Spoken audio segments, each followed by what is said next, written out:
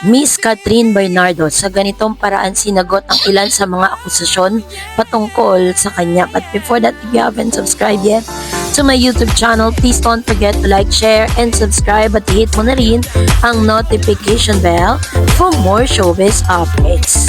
Bago tayo, of course, magpatuloy sa ating updates for today's video, nais ko pong pasalamatan kayo for always watching and trusting this channel. Thank you so much sa inyong laging panonood at palagiang pagsubaybay sa mga updates po natin. Maraming salamat po.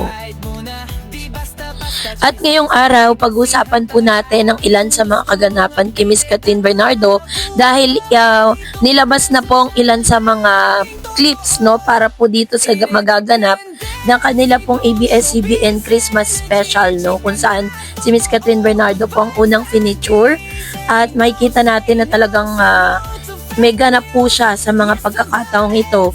At pinag-uusapan din si Miss Catherine Bernardo dahil sa mga sunod-sunod ng mga awards at sunod-sunod ng mga ganap ni Miss Catherine na talagang pinag-uusapan online. Parang lahat ata ng lumalabas ngayon, pag si Catherine Bernardo ay agad na nagtitrending. Una, nung siya po ay binigyan ng award bilang most influential, kung saan pinag-usapan po siya, sinasabi ng marami na Miss Catherine doesn't deserve to be an influential celebrities. Tapos nagbigyan po siya ng wax figure sa Madame Tussauds.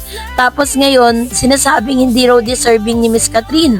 So, ganun katindi yung mga sinasabi po ng ilang mga bashers, And sabi po dyan, kabilang si Catherine sa isa sa mga tumanggap ng Most Influential Celebrity Award ng 11th Ed Circle. Pero imbis na matuwa ang fans sa kanya, may mga pagkanega ang naging komento ng iba. Paano nga raw magiging isang influential samantalang laging safe ang mga post niya at never nagbigay ng stand sa mga controversial issue, particular na sa kanya pong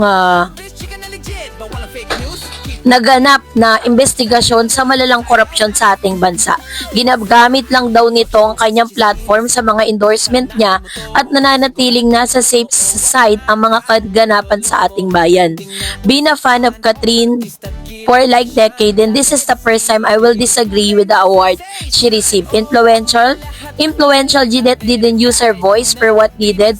You don't deserve it, Kat. Ayon isa-isa niyang fan sa X. Sinabi nga niya na sa kanyang acceptance speech, salamat sa mga naniniwala at sana magtulungan tayong lahat para maging maganda ang kinabukasan ng Pilipinas. Hindi raw umaasa ang netizen na sasagot si Catherine sa backlash sa kanyang award dahil kilala nga naman ito bilang hindi pumapatol sa mga issue. Kaya ang rason kung bakit may gap sina Catherine at Alden Richards ay dahil pinapaasa niya raw ito.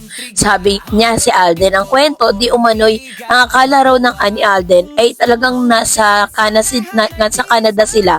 Totoo na daw na yung nag-shooting pa sila ng Hello Love Again, na parang meron ng something special going on between them. Pero pagbalik nga daw ng Pilipinas ay nag-iba na ang trato ni Miss Catherine towards Miss Catherine, Mr. Alden Richards. Pero alam niyo po ba, sa lahat ng mga aligasyon at sa lahat ng mga issue na ipinupukol ngayon kay Miss Catherine Bernardo, ito lang yung isinagot niya na talagang lalong ikinainis ng marami mga netizen. Dahil sa tinagal-tagal ng panahon na nanahimik siya sa kanyang TikTok account, this is gonna be the first time again, na siya po ay nag-post pero sinayawan niya lang yung mga bashers niya, At talagang alam niyo po ba na ilang oras pa lang yan, super duper millions na po ang inabot ng views na ito, ilang shares at ilang mga nag-repost ng kanyang video na ito. At makikita natin sa video na yon na kung saan medyo nagkalaman si Miss Catherine Bernardo. Yun ang usap-usapan niyo parang sinasabi nila na nasa tamang tao na si Miss Catherine kasi parang bumalik na yung dati niyang glowing, Sinasabi nga ng ilan na pag nakikita daw si Catherine sa mga event, ang description po nila kay Catherine para daw may sariling ring light. Sabi nila na parang may oil yung katawan na sobrang kumikintab talaga siya. So, ganun nga, Kasi nakita na rin namin siya sa Laguna na nagpunta kami doon dahil nanood kami ng kanilang kanilang mall tour ni Mr. Alden Richards, maganda talaga siya in person. Ano pa yun hindi pa talaga yun total glam. Kumbaga parang pang mall lang talaga yung makeup niya that time, yung ayos niya. Naka-shorts lang siya, tapos naka-white t-shirt, pero ang ganda niya. Ang ganda niya at sobrang sexy. Ganon po namin siya nakita doon. At grabe yung kanyang grabe yung kanyang aura that time. Pawis-pawis pa sila ni Alden Richards. At grabe rin, sobrang dami ng tao kasi sa labas po ng mall yun ginanap. So talagang napuno ng tao yun. Hanggang sa umalis siya, hindi talaga siya iniwan ng mga tao. Ganon mo makikita na ganon katindi yung influence si Miss Catherine. Lalo na ngayon, ang dami pong mga nanggagalaite nang mabigyan nga ng wax figure si Miss Catherine. Sinabi niya naman na parang isa rin yan sa mga pinapangarap niya. At pati siya, talagang na-surpresa dito po sa award na ito. Even yung mga friends po niya, si Miss Ma Salvador, talagang ipinost sa kanilang mga IG account na sobrang proud na proud sila sa isang Catherine Bernardo. Dahil naabot niya po yung talagang parang isa yan sa mga masasabi nating biggest milestone ni Miss Catherine. Kasi once na nabigyan ka ng wax figure ng Madame Tussauds, which means isa ka sa pinaka talagang nagkaroon ng malaking impact sa industriya ng showbiz at sa iba pang mga industriya. Like for example po, si Miss Pia Wurtzbach, si Miss Catriona Gray, 'di ba? Nasa po sila, nasa field po sila ng beauty contest, 'di ba? Yung mga Miss Universe. Si Mr. Pacman naman, 'di ba? Itong si Manny Pacquiao sa sports, ng boxing sports. Tapos nabigyan din si Miss Lea Salonga bilang doon naman po sa industriya sa pagkanta. Ngayon, si Miss Catherine Bernardo po yung isa sa mga kauna-unang nabigyan ng Madame Tussauds ng ganitong klase sa industriya ng kanyang tinatahak ngayon. Kaya naman, mas lalo pong nanggigil yung mga bashers nang lumabas po yung mga balitang ito. Kung makikita po ninyo sunod-sunod at talagang spontaneously talagang makikita mo yung kanyang kasikatan, yung kanyang mga narating. Ganun po katindi yung mga awards na natatanggap niya. And sobrang grateful at sobrang thankful naman si Catherine sa lahat po ng mga ito. At makikita rin naman natin na kahit ano pong sabihin ng mga bashers towards her, is never po siyang pumatol, Talagang natawa na lang talaga yung mga supporters si Catherine kasi parang doon niya idinaan, yung kanya pong,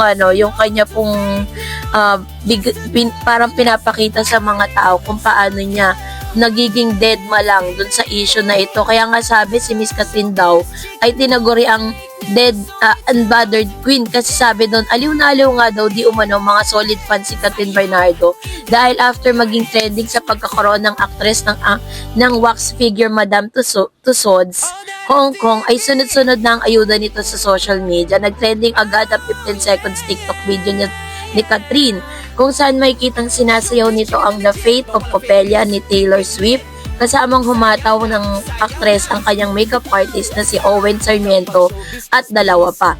Big deal sa mga fanay ni Kat ang bagong TikTok video niya dahil halos mag 10 months na nang huling paayodin nito sa nasabing social media platform. So yun po yung sinasabi nila, Akala ng iba na akala nga 2.3 million followers niya sa TikTok ay hindi na muli magpo-post ng video si Catherine.